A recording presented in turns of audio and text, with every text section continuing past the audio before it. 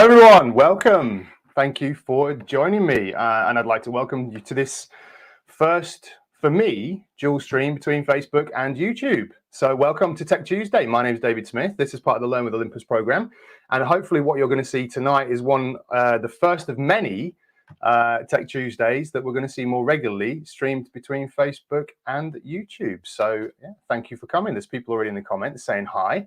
I'll come and say hi to you in a second. But what I wanted to say first of all is I wanted to tell you about what we're going to look at this evening. And we are here to look at the live composite feature and long exposures in general, because November for Olympus is dedicated to Into the Night. So we're talking about going into the night and using our photography at nighttime. And live composite is perfect for that because it's one of those long exposure features where we can apply things to star trails, car trails, light painting, things like that. So that's what we're going to look at this evening.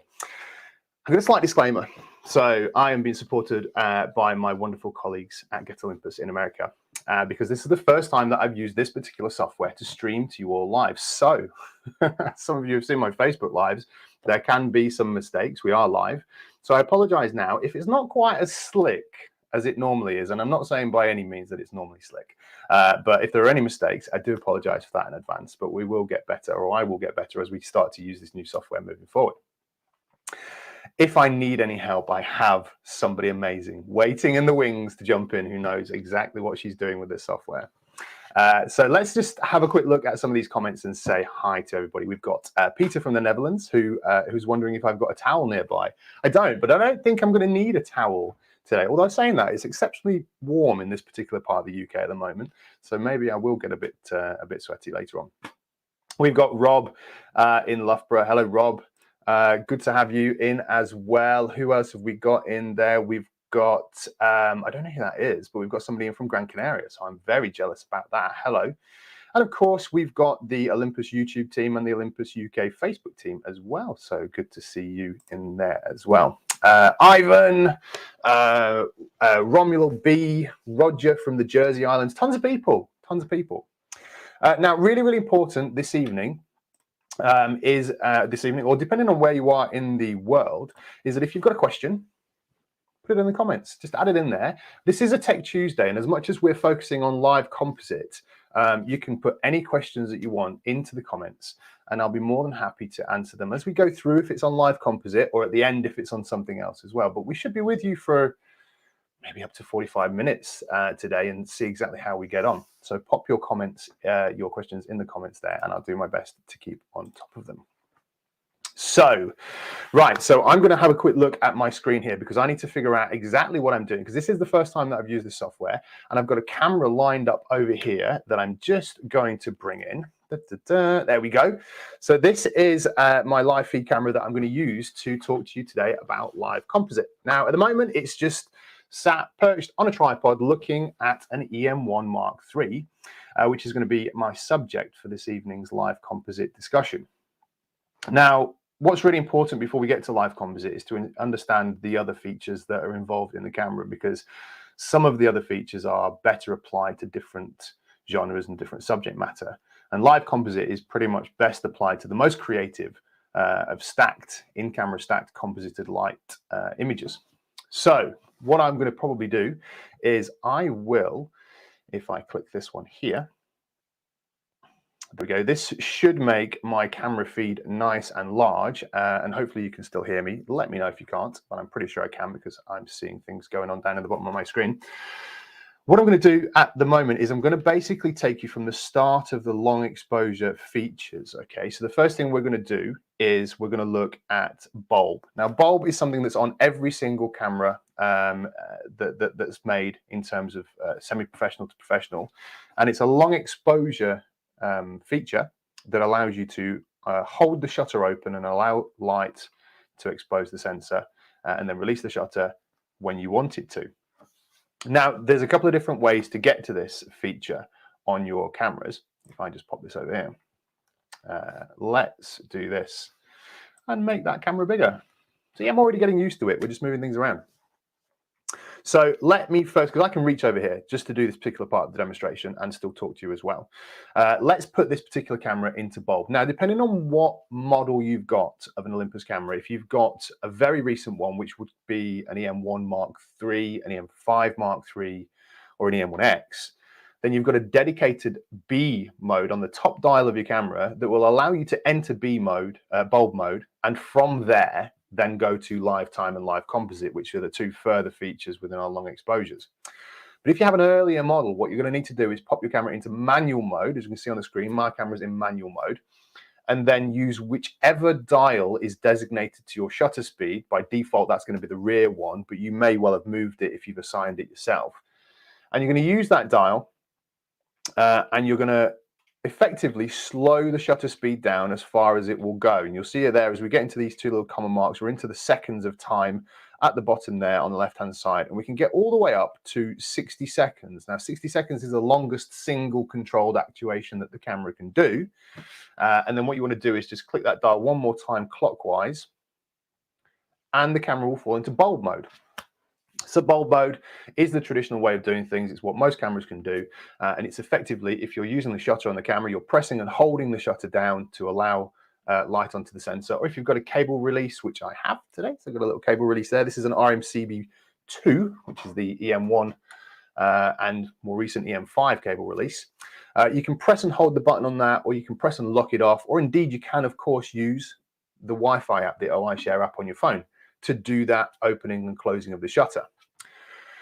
Now, there is one quite large problem with bulb photography, and that's that you can't actually see what's going on. It's very much, we're going into this without the ability to see a real-time exposure. So let me get my shutter release now, and we will half press the focus and press and hold that shutter down.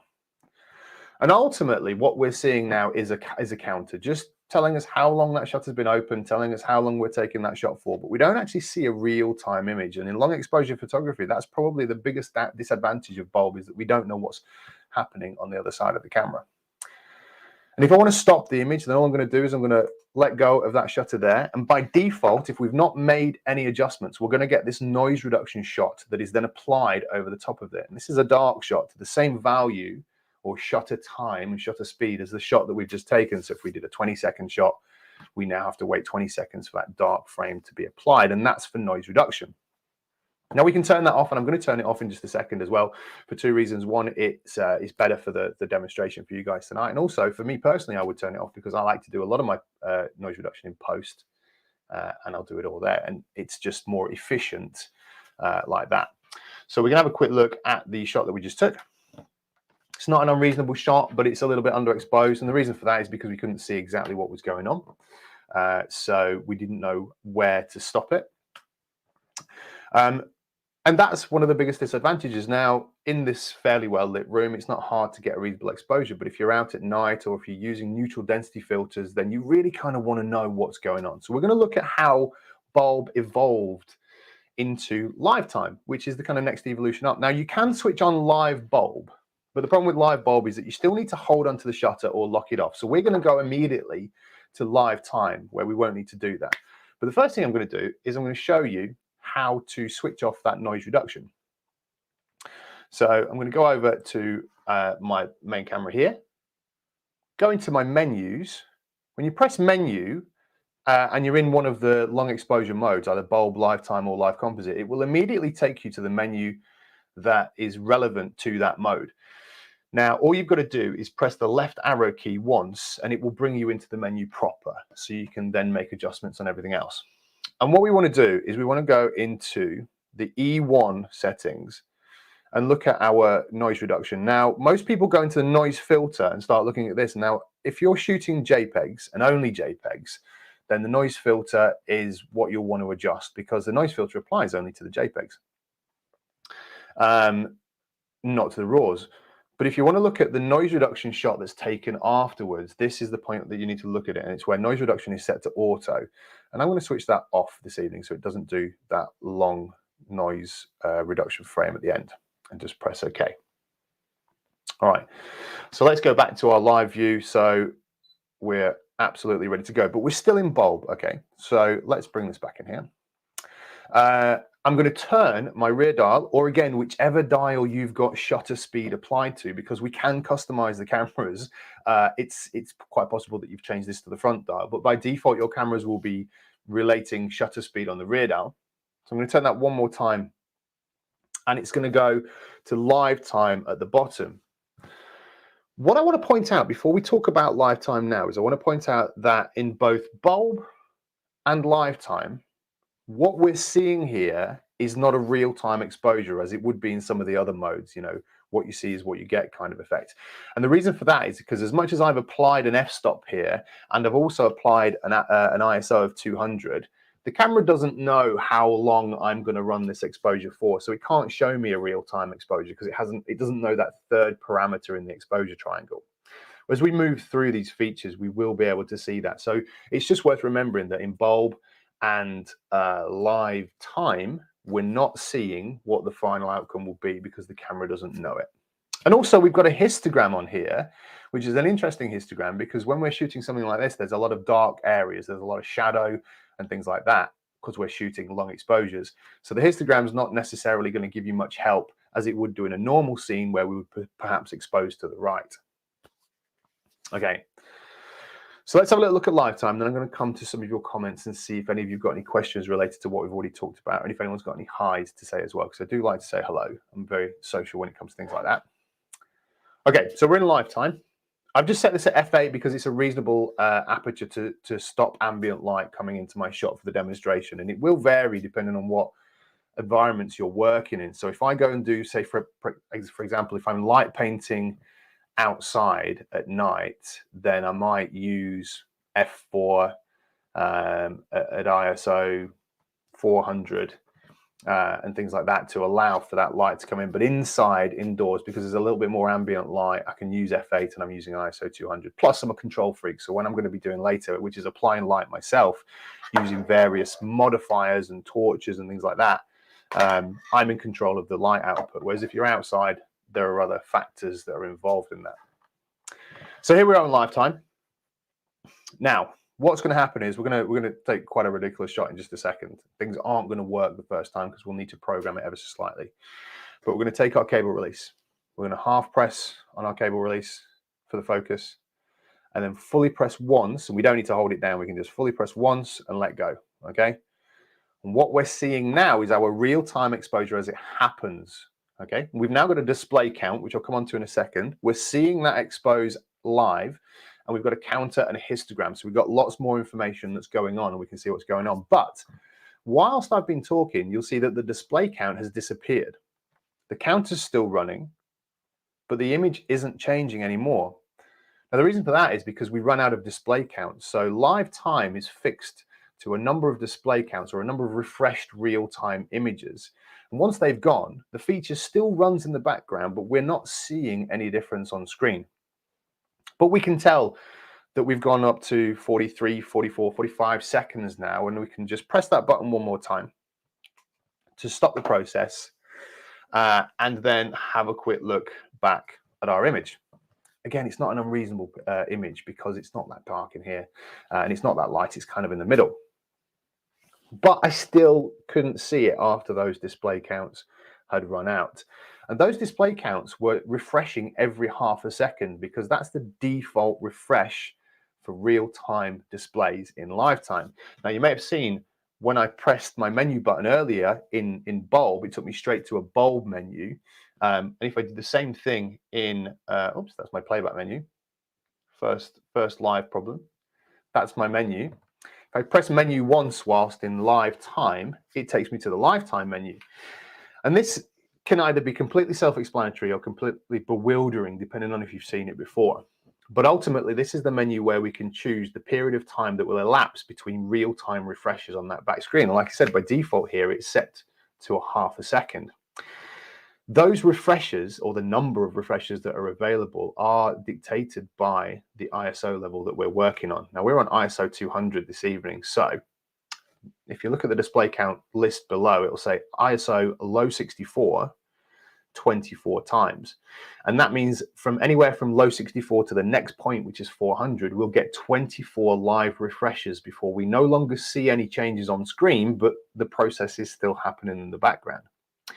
If I was to go to ISO 400 or anywhere between 400 and 800, I'll get 19 refreshes live. 800 to 1600, I'll get 14 refreshes live. And if I go to 1600, which is the maximum in these long exposure features, because trust me, you don't need to go any higher than that in these modes, I'll get 9 refreshes at 1600 ISO. But all the while, I'll be getting them at the moment at 0.5 seconds apart.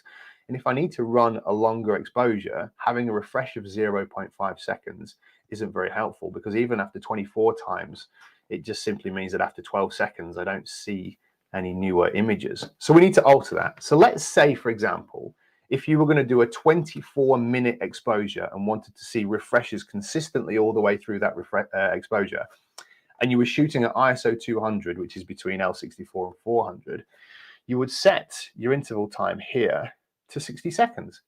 That would give you 1 refresh every minute for 24 minutes.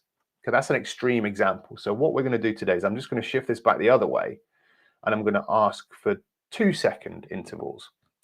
So at 2-second intervals, 24 of those means I'm going to get consistent refreshes across 48 seconds. That's a reasonable exposure in here. So I'm just going to press OK.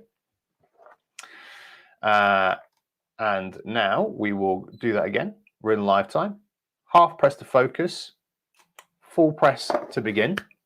And you'll see now that we don't see anything for the first 2 seconds. And then every 2 seconds now, we're seeing this live update. And it's a much slower progression, which is great. It means I can sit back and I can watch this progress at a much more consistent rate. And then when I'm happy with the exposure that I see on screen, or I'm happy with the histogram or anything else, and I want to stop that process from running, then I can simply press the button. So we've only got to 12 display counts, 13, 14, just watching it just creep up marginally. And then I can say, this is it. I've had enough. Press that button one more time and stop it. So I had complete control over the view for my entire exposure on that one. And that's now created this image for us. Now, obviously, what we need to think about here is things like the whole scene exposing all at once, because that's what happens in live time. The whole scene exposes. So we haven't got control over any specific points of that scene. It's just that whole scene going all together at one time. So we need to take all of the factors in the scene and the subject into account for that. And this is really useful for things like landscape scenes with neutral density filters on there. So you can run longer exposures, see how it's going, and run them over several minutes time. I usually recommend live time for anything that you need to shoot that's over 60 seconds long, and you want to see how that builds up. So that's really, really useful, but you might need to cut that down. You might need to only look at certain areas of the frame for long exposure, and that's when obviously the more exclusive feature like live composite comes in, and we'll have a little look in at that in just a second. But for now, I'm going to just take a break from talking about that. I'm going to bring back, hopefully, going to bring back me here. I'm getting used to this software. It's working quite well. And I'm going to have a quick look at some of the comments in here. Let's see who we've got. We've got Lynn Fletcher. Hello, Lynn. We've got Fred from Leicestershire as well. Always good to see you, Fred. Mark is in from Suffolk as well. Let's see if we've got anybody. We've got Michael from North Wales. Excellent to see you too, Michael, as well. And on YouTube from Warwickshire. We've got, oh, hello. We've got Oran from saying hello from Sweden. Hello from Sweden. Fantastic. Paul in Suffolk. Nigel from Cumbria. Lots and lots of you in today. We've got a great viewer count actually today. So thank you for coming in and watching this first kind of multi-stream of Tech Tuesday. I know we've done Tech Tuesday before across on the Olympus UK Facebook channel, but you know, we really want to make everyone aware that we are a global family, so we're trying to put as much out there as possible in terms of coverage. So hopefully long may it continue, as long as I don't mess up the software. Okay, so we've got Barry in Devon. Barry Edwards, good to have you in. On Barry from Stevenage as well. All the Barrys are in tonight, and I'm just having a quick look through for any questions specifically on this, and I found one from Rob. So Rob has asked if I've got any suggestions for the best OM lens for light painting. I love that we're using the name. Yes, the best OM lens. Well, the best OM lens for light painting is going to be the only one that's out at the moment, which is the 20mm, the new one. But in terms of generalized Zuiko lenses, Rob, let's say Zuiko, you've got a huge amount to choose from realistically. Tonight, I'm using the 12-40 f2.8. You know, as part of that f2.8 Trinity, in fact. It is one of the best in terms of flexibility. The 7-14, also a very, very good one for light painting or nighttime long exposures and things like that. But I've also really successfully in the past used the 12mm f2. It's such a phenomenally underrated lens. It's fantastic. I use it for starscapes. I use it for light writing, for light painting on architecture, you know, sort of chapels and ruins and things and caves. It's really, really good. So the 12mm f2 if you want a good prime, but the 12-40 or the 7-14 zooms are absolutely superb. Hello, Kirsty. Oh, Kirsty, good to see you. Kirsty's been following us from the start of when we reached out to the global community online. Good to see you, Kirsty. Fantastic stuff. Okay, so I will come back to some more comments in just a second. I'm just going to bring up my other screen again. Let's just do this. Oh, it worked. Fantastic. I'm going to be having small victories for the duration of this session because this is the first time that I've done this live, having been taught by an absolute master in the background. So I have my little small victories when things go well. Okay, so we've talked about bulb being pretty standard for most cameras, then lifetime being a fantastic evolution of bulb where we can watch that develop and we can adjust the period of time in between each live refresh in there, which is super important. And what we're going to do now is we're now going to explore live composite. Now, live composite is one of my favorite features in the Olympus cameras, and most of you will know that I'm massively a macro photographer. Probably 70% of my photography is macro.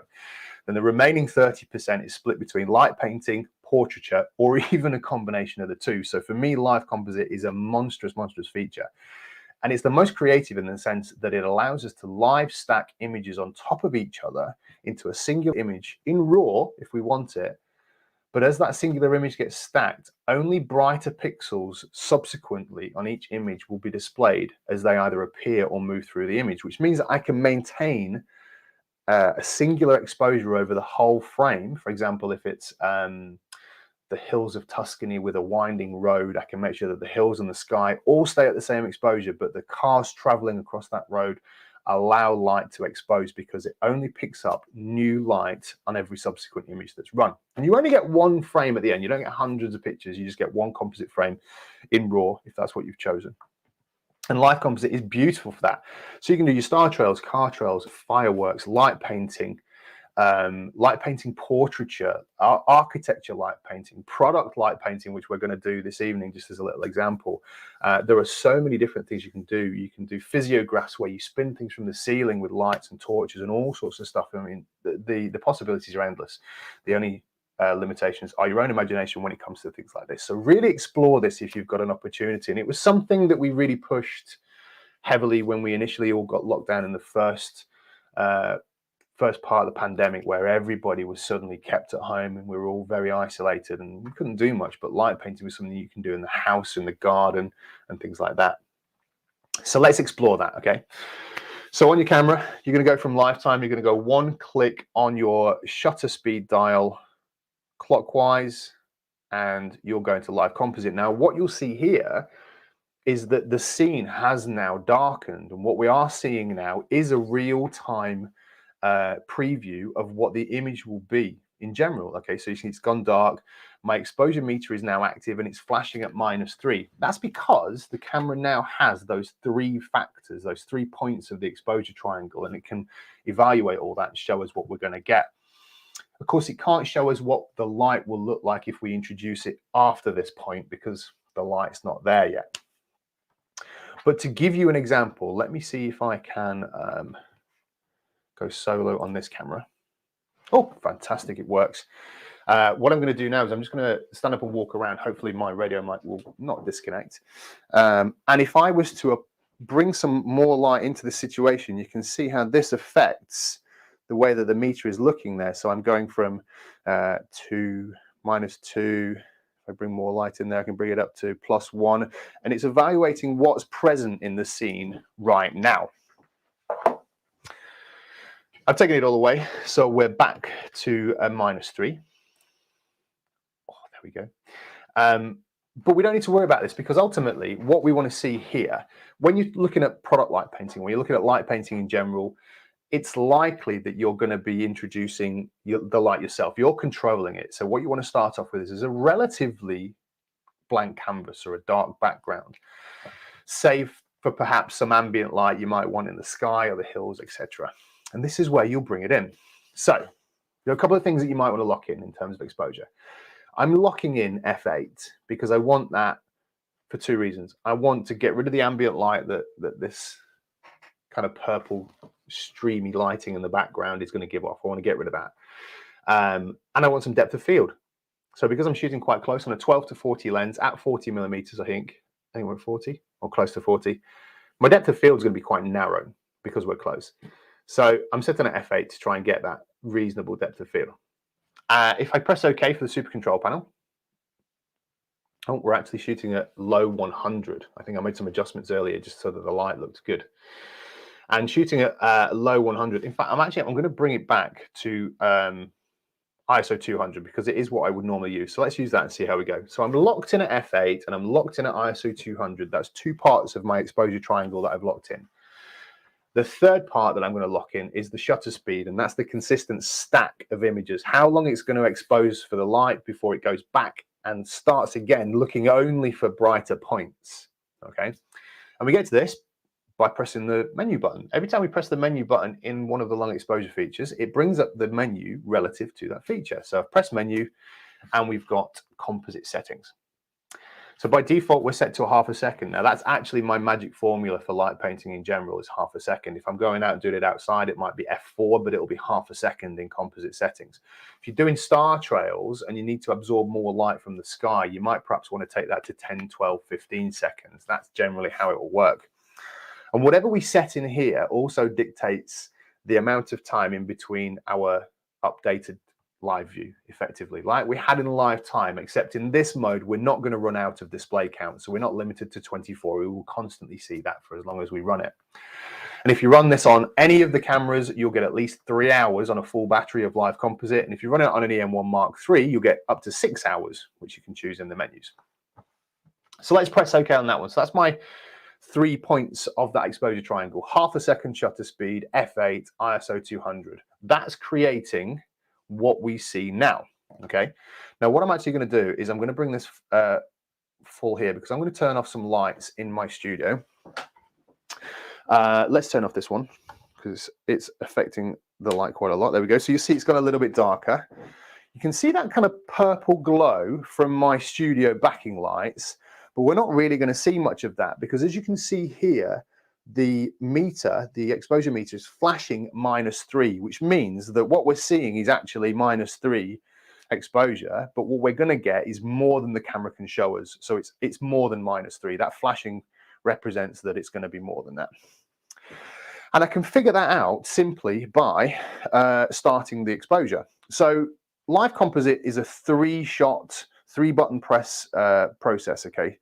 The first press is to take a noise reduction shot. That will be relative to whatever this figure is here when we press menu. So if that's 12 seconds, then my noise reduction at the start is going to be 12 seconds, my noise reduction at the end is going to be 12 seconds, and my refresh rate of every real-time preview is going to be 12 seconds apart.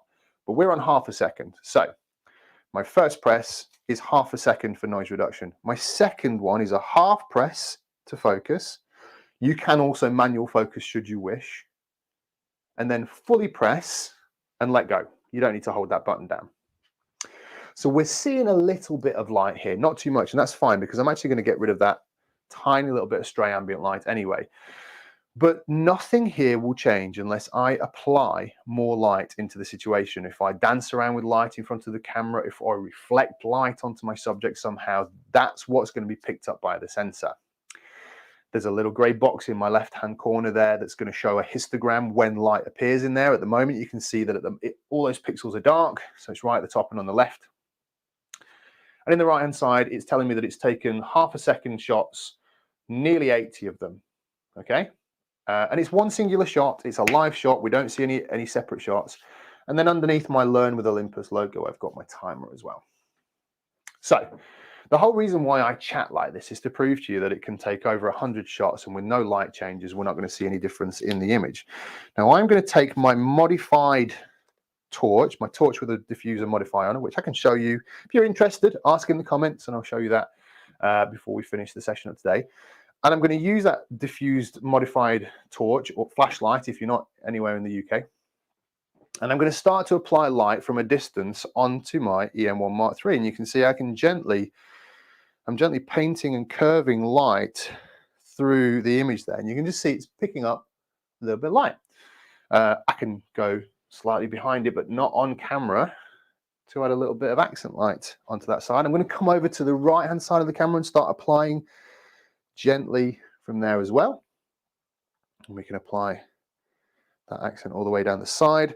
Let's apply some to the top as well. You've got to be super careful. Now, the big thing to remember here is to always keep your distance or keep your light source on low, because you can add light, but you can't take it away. And I'll show you that in just a second when we've completed this. We'll kind of almost do a messed up shot. Okay, so let's bring some light into here, and let's just bring that some more into that side. And it's all about adding light gently, because live composite's not going to rush you. We're not going to lose that ambient exposure all around the camera. We're only adding light where we want it. We've got all the time in the world. So let's bring some light into that lens, and I'm just going to turn the power up on my light source now, just so that I can get a little bit more on these sides here and a little bit more there. And what we end up kind of getting doing product light painting in this way is that we kind of almost get what looks like a pre-photoshopped image. You know, it's a very clean image. It's very nice in terms of where the light is. Okay, so I've kind of painted that in now, and I've turned my light sources off, so there's no further light going into that scene. It's not going anywhere. And again, I can chat to you for 5 minutes, for an hour and 55 minutes. It's fine. It's not going to change. But what we want to do now is we're going to apply something slightly interesting to the rest of the frame. Okay, and this is the key. Oh, actually, do you know what? I'm not really very happy about how much light's in the front of that lens. So I'm actually going to apply a little bit more in there, just at the bottom. There we go. That makes me feel a lot better. And this is the key with live composite, is that we can go back in and have a little perspective of it and go, you know what? It needs a little bit of something else. In fact, I can see some more. Now that I look at the bigger screen, I can see some more on the top. I just really want to pull some light in onto that top section there where the dial is. Shine it on the back. Bring it in. I'll do. Okay, now I'm happy. All right, for that bit anyway. So let's look at that background. It's still running. It's taken nearly 500 half-second shots, layered them on top of each other. And I'm now going to apply something in the background. So I'm going to walk in the scene. Now, yes, I'm wearing black, but I've got short sleeve shirt on. But my skin shouldn't reflect any light in this ambient light. And I'm just going to come in and I'm going to wave my little light painting tool around a little bit and apply some light in the background. And it's just giving me something nice, abstract, a little bit of interesting. I come back and have a look at it, and then I can gauge it and go, right, perhaps I need to do a little bit more down at the lower left and lower right. So I can come back into my image and I can do some things lower left and lower right, fill those scenes in, and then stop. And then ultimately think about, do I want to do any more? Now, as you can see there, the histogram started to generate, but with a scene this dark, the histogram is not going to be much use to you anyway.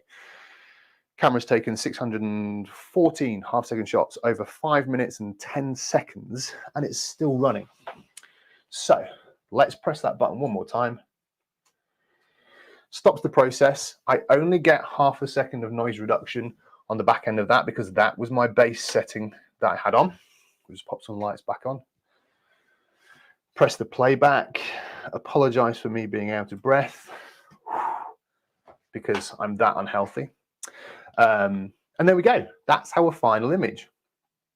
Now, what's really exciting about this is that even though we just ran a 5 minute and 10 second shot is what we had, it's actually only a half a second photograph at ISO 200, which means no noise. So let's have a little look at that. This is the quality we're achieving with a severe lack of noise for what is effectively a 5 minute shot. And that's one of the really exciting things about that feature. So I'm going to leave that out. We're going to do another one in a second, actually. We'll do, excuse me, we'll do another one and see how that goes. Let's take a look at the comments. And apologies, I feel like I need to do a cough. I'll try and do that away from my microphone. Excuse me. Right. Ivan's asked, how does it compare with sharpness with f1.2 prime? So I think what we're doing is we're going back to the question of what was the best OM lens for light painting. And, oh, excuse me.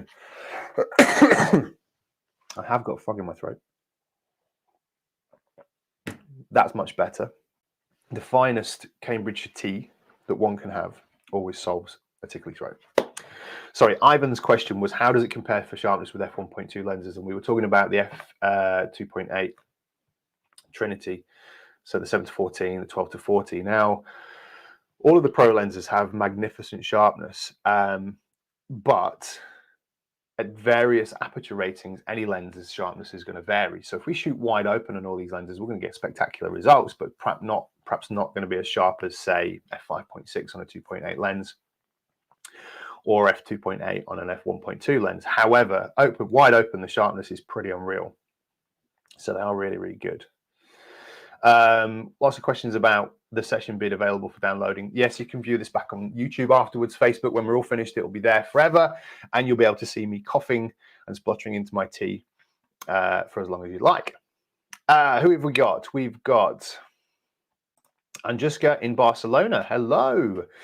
And Jeff asking, what's the reason for the different shutter times when using live composite? Right, so nice and simple. Very good question as well. Let's bring this back to a live view. So we're currently shooting at, oops, I think that's two of us clicking hiding comments there. At the moment, we're shooting half a second, okay? And this is what we're seeing. And at half a second, my background and my product is virtually unseen. You can see there it's flashing -3, so it's extremely dark exposure. If I was to change that shutter speed and say perhaps put in a 5-second shutter speed here,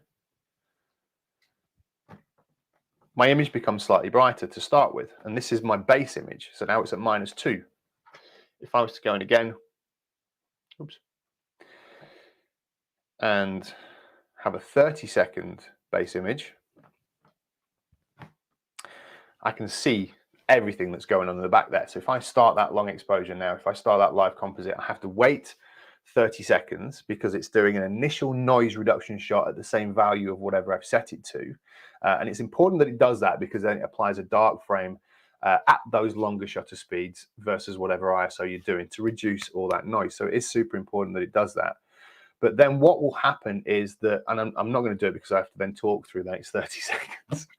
In fact, I might do it, and I might say some hellos as well while we're doing it, is that the next shot is going to start that process, but we won't see an update for 30 seconds. So that's the first difference in changing those shutter speeds. And then when we do see an update, that kind of ambient exposure, the background, the subject matter, will be a lot lighter than before when we started. So it takes away a lot of the ability to control that whole scene.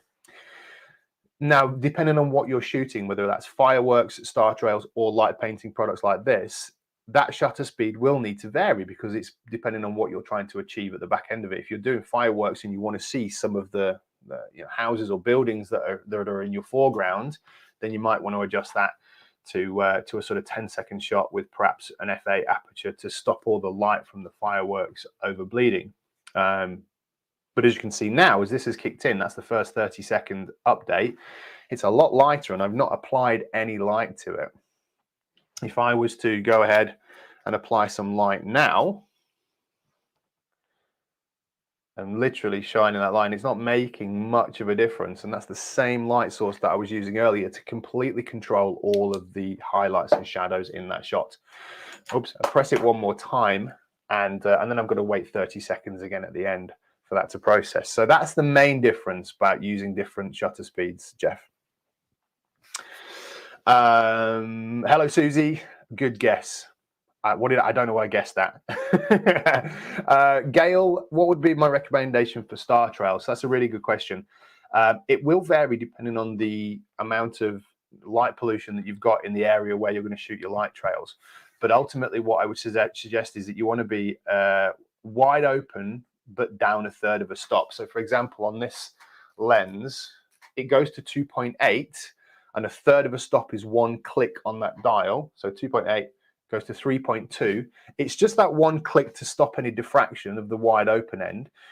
And then use a reasonable aperture, reasonable ISO, somewhere between 400 and 640.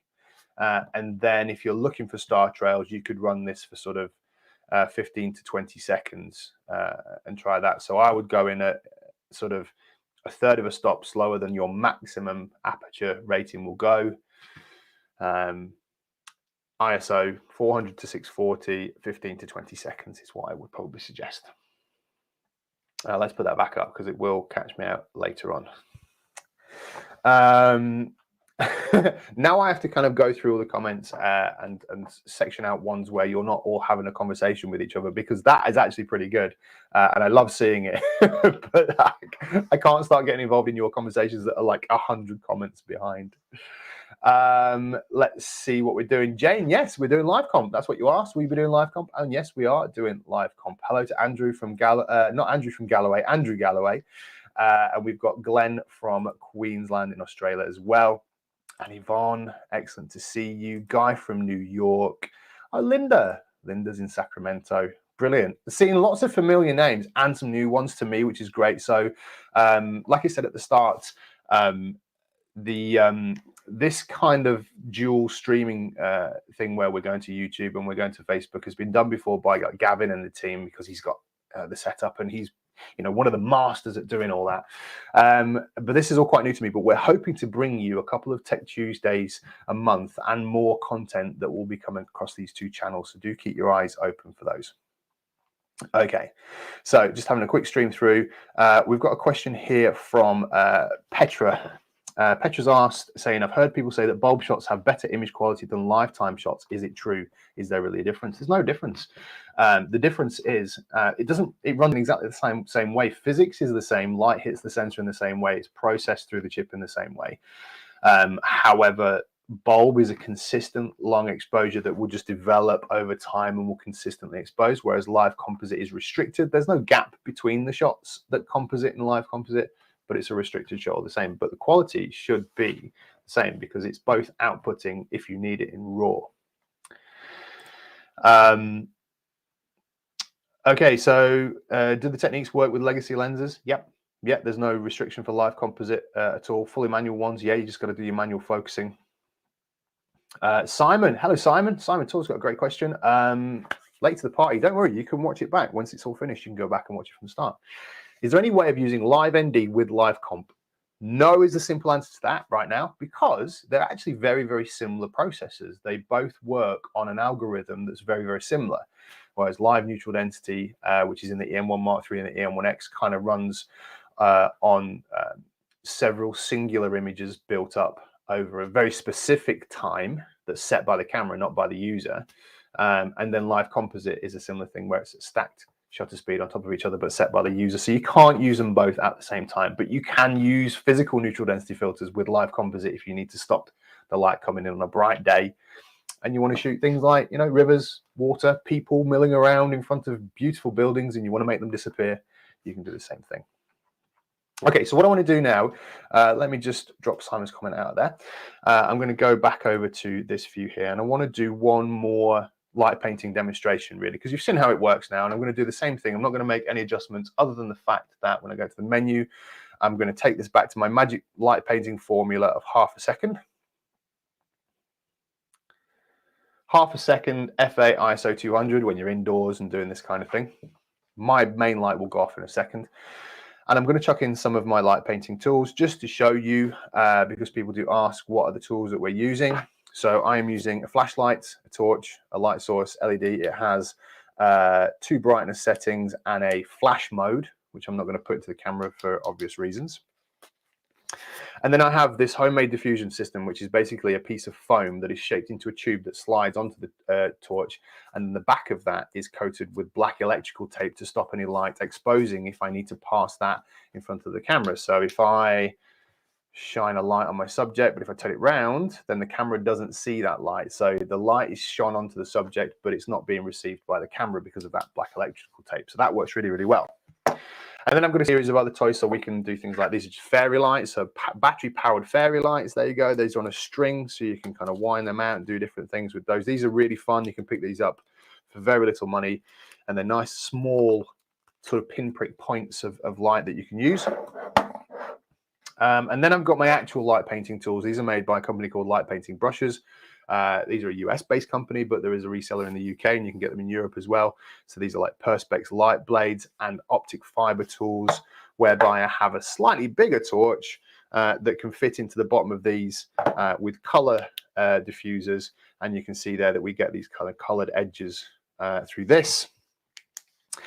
And if I apply it to the optic fiber, we get these lovely kind of, if I face out the way, there we go, we get these lovely edges in here as well. So let's play with those and see what's going on. Quick check to make sure everything is okay. Yeah, perfect. Right, so let's see this big. Let's turn out that extra light source that we don't need. And let's start painting this back in. So first things we're going to do is 1, press of the shutter for noise reduction, 2nd to focus and start. And then real quick, let's see how quick we can do this. We're going to bring some light into our subject, light it up nicely, bit of accent light on the side and the back, a little bit on the front, a little bit on the right side. Let's really kind of pull that in. A little bit on the top. There we go. And you can get quite quick at doing these kind of interim product shots like this. It just takes a bit of practice. And a little bit on the top. Cool. So there's our lovely, almost looking Photoshop. Like, oh no, we're not happy with that straight away. As I come back and look, and this is the benefit of looking back on the screen, is that we can see other areas that are not being filled. So I just need to go into the top of that. There we go. Just the top of the EVF hump that wasn't quite showing any light. Right. Let's keep this one nice and simple, I think. I'm going to bring in some optic fiber, purple optic fiber, nice and gently at the back. Again, I'm walking into the scene to do this, and I'm just going to bring a nice sweeping optic fiber through there and see what that looks like. Brilliant stuff. I might go a little bit slower on that side just there, just to fill that in. Nice and simple, looks nice, looks abstract. Let's stop that, have a quick look. Absolutely lovely. Again, it's all about that quality. You know, we've got seriously low levels of noise, nice quality light. Let's go and do one more, because we are just about to hit the hour, which is fantastic that we've gone this far with all your comments and questions. Let's go back in one more time. We'll do it in reverse this time. So we'll do the creative bit first. And what I'm going to do for the creative bit is, I think because we're doing this Into the Night campaign, where we're focusing on Into the Night photography for November. Let's see if I can bring in, something that sort of is going to look like the Northern Lights. Let's see if this will work. So yeah, a little bit of a green wave in there to kind of simulate some Northern Lights. Perfect stuff. And because I have way too many light painting toys than I should have, we can also pop in a little blue wave as well. There we go. So you can do your creative bit first, and then you can come back and bring in the product. So at this stage, you're not really limited in which order you do this in. You can just kind of go for it and see what happens. Now, if you were to decide that you wanted to do this in terms of light painting portraits, which is perfectly easy to do, you would always do the light painting creative stuff first, and then you would light your model subject at the end. Okay, so let's stop that there. There we go, final product for that one, final product for that one, and final product for that one. Let's leave the purple one up on screen. Let me get some lights on here so that you guys can all see me again. Perfect. Okay. Let's see what our comments have got going on there. Robert's asking, am I in evaluative metering mode? Doesn't really matter because we're controlling all aspects of this shot anyway. So the metering really isn't having much of a say in the matter. It's just telling us whether or not we're going to start with that blank canvas, really. So it's less relevant than you think. Bad drag, fantastic. Live comp on half a second shutter works wonderfully for fireworks. There we go, perfect stuff. Zydul, the torch, it's a no-name torch. It's just this, well, this one's an ever-ready torch, but the other big one that I use is a no-name torch. The most important thing about the torch flashlight light source that you use is that it's, try and get a rechargeable one because it's better for the environment, and that it's got power settings so you can go low, medium, high, and perhaps you want a flash if you're using certain toys that require a strobe. But those are the key elements for it: rechargeable and 3 different power settings. Jan has asked, aren't the noise reductions taken after the composite and the first shot is a base exposure? The base exposure is a little bit convoluted, really, when we talk about it being a base exposure. Ultimately, the first shot is a noise reduction. The second shot is a base exposure, and the third button press creates a final noise reduction. So you kind of got a noise reduction sandwich, basically, is how that works. Tom, fantastic. Tom, one of our fantastic Olympus mentors and astrophotographers. Great to see Tom. If you're not familiar with Tom's work, please go and search Tom Ormerod, astrophotography. Fantastic stuff. So good to see you in here, Tom. Thanks for coming in. Okay, well, guys, you've all been fantastic. There's some really lovely comments in the comment stream as well. I'm sorry I didn't get a chance to say hello to everybody, and there are probably lots more questions, but we're going to do our best to answer them as we can. You can get in touch with us directly, and of course, look out for more Tech Tuesdays. Hopefully, we're going to have a couple of Tech Tuesdays a month for you going through. And we'll be back doing lots of exciting things, and particularly going through November, which is into the night. December is the festive season. There's going to be so much interesting things. We are there to look after you, so don't go anywhere.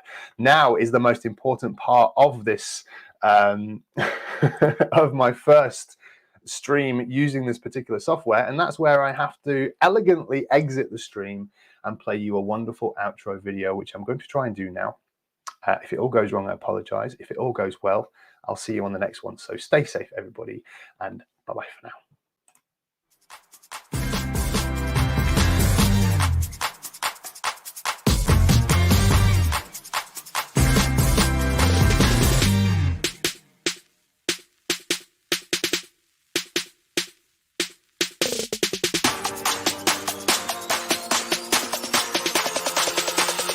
Hi, how can I help?